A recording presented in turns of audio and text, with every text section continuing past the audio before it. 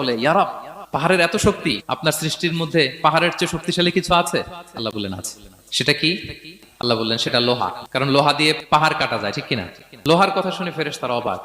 ফেরেশতারা প্রশ্ন, তাহলে আপনার সৃষ্টির মধ্যে লোহার চেয়ে শক্তিশালী কিছু আছে? আল্লাহ বললেন আছে। কি সেটা? আন্নার, আগুন। কারণ আগুন লোহাকে কি করে? গলিয়ে ফেলে। ফেরেশতারা শুধু অবাকই হচ্ছে। ফেরেশতারা বলে, আগুনের চেয়ে শক্তিশালী কিছু আছে? আল্লাহ বলে আছে, আলমা, পানি। কারণ আগুনে দাউ দাউ করে জ্বলে ওঠা আগুনের মধ্যে পানি দিলে আগুন অস্তিত্ব হারায়। ফেরেশতারা শুধু অবাকই হচ্ছে। তারা বলে, তাহলে পানির চেয়ে শক্তিশালী কিছু আছে? আল্লাহ বলেন আছে, রিহ, বাতাস। কারণ বাতাস পানিকে একদিক থেকে আরেক দিকে নিয়ে যায়। জলের মধ্যে বায়ুর উচ্ছ্বাস লাগলে জলোচ্ছ্বাস তৈরি হয়, ঠিক কিনা? ফেরেশতারা আবার অবাক হয়ে বলে, তাহলে বাতাসের চেয়ে শক্তিশালী কিছু আছে? আল্লাহ বললেন আছে। সেটা কি? বলতেছে বনি আদম।